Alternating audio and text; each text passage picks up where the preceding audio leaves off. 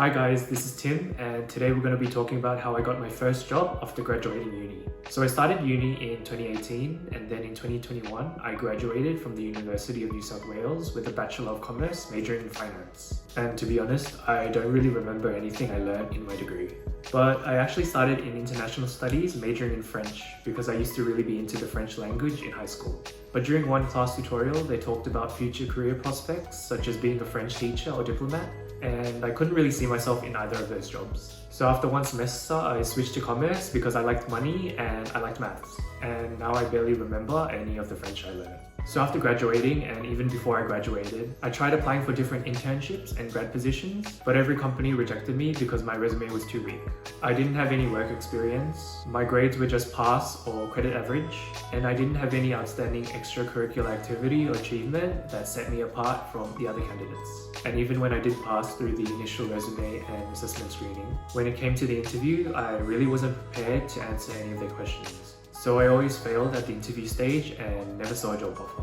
I actually applied for 29 jobs and positions in 2021 because I was going to graduate that year. And I also did this Excel spreadsheet for all the jobs I applied for. But I got rejected from all of them, and at that point I felt like I was putting in so much effort but seeing no results. And I got frustrated with myself for not being able to get a job. So then I was like, fuck it, I'm gonna go travel after I graduate. Because I thought it would be nice to just get it out of my system before I started working.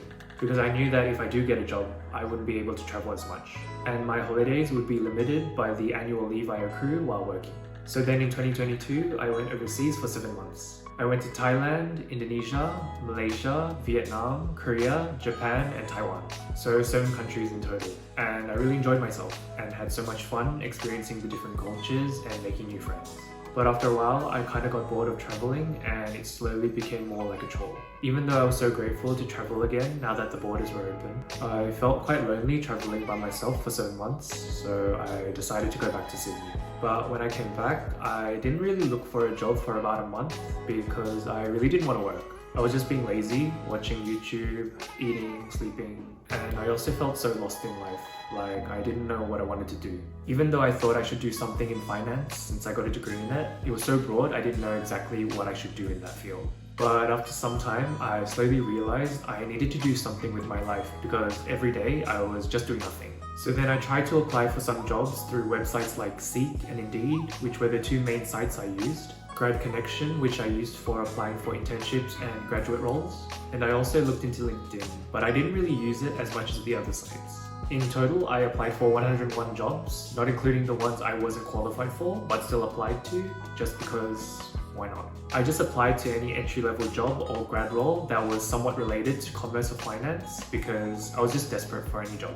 And fortunately, I got a job interview for 4 different companies, which were Gallagher Bassett, Boardroom, Bank of Queensland, and Macquarie Group Limited, which is where I'm currently working at. So for Gallagher Bassett, the position I applied for was credit assessor, which I didn't know anything about, but I still applied for it anyways. And I was a few minutes late to the interview, which was not a good thing obviously, but they still let me in. And I don't remember what the questions were, but they were generally like, tell me about yourself, tell me about a time when you had to overcome a challenge, and other questions like that. And they asked me so many questions and the interview took about 1 hour, and I was so tired afterwards. And long story short, they didn't call me back, even though I thought I was gonna get the job because the interview was so long. But yeah, that was my first interview after coming back from overseas. So another interview I had was for a new startup company called Boardroom, and the role was for a client service associate. And this interview was done on Zoom. A third-party recruitment agency was the one who actually contacted me for the interview. And they told me beforehand about what the company was about and that the salary for this role would be 65k with super. So I went into the Zoom meeting for my interview and they asked me a few questions about myself and some general scenario questions, and I thought it was going pretty well. But then afterwards, the interviewer lady asked me what my expected salary was for this role, and even though I knew beforehand the salary was 65k, I still asked, may I know what the salary is for this role? Because I was taught that I should always ask the company politely what their salary range is so that I don't undervalue myself. But then she got annoyed and she said, didn't the recruitment agency already tell you? And I said, yeah, it's 65k and I'd be happy with that. But after that, I knew I didn't get the job.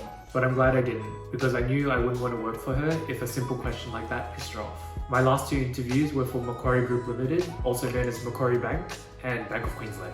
For the Macquarie Bank interview, it was done on Zoom. I actually applied for the Wealth Operations Associate role, but a few days before my interview, they'd already hired someone for that position. So they asked me if I wanted to apply for the Operations Administrator role, and I said sure because I didn't know the difference and I was just desperate for any job. And the interviewer, who is my current manager, started off by saying that she'd been working at this job for about 15 years. And I just said, "Oh, really? It looks like you've only been working for a year." Because I was trying to imply that she looked young, but really it was because I wanted a job. And I think it went well because she smiled after that comment and the rest of the interview went smoothly. So after that, I went to the Bank of Queensland interview, which was for a Client Service Associate role, and this was in person. The interview went smoothly and they were really nice, and I actually got a call back saying I made it to the second round of interviews. So I waited for the second round interview to come. But then I received a call from Macquarie Bank saying they would like to offer me a job working at their company. And I was so shocked because that was the first time I've ever received a job offer in my life. And I really think it was because of that compliment to my manager implying that she looked young. They said the salary for this role would be 75k including super, which is about 67.8k without super. And that exceeded my initial salary expectation because I would have been happy with 55 or 65k, but when I heard 75k, I was like, wow. So they told me they would send me the contract. But I still wanted to wait for the second round interview with Bank of Queensland just in case I get a better offer. Or if I could leverage this offer for a better one, depending on which one I wanted. So I held off signing the contract and went for the second interview. But a few days after that, I got a call from Bank of Queensland saying that it was between me and another candidate. And they decided to go with the other person. So I said, okay, thanks. And then after that phone call, I immediately signed the contract for Macquarie Bank. And here I am today, working for Macquarie Bank. So to get a job, the moral of the story is to work on your communication and people skills. Because you can have the best qualifications and technical skills in the world, but ultimately, it's about your likability as a person that gets you jobs. Because managers and interviewers are people too. And they want to work with people who are friendly and who they believe can fit well in their team. So that's what I learned, and hope you enjoyed watching me ramble on about my boring job searching process. Bye.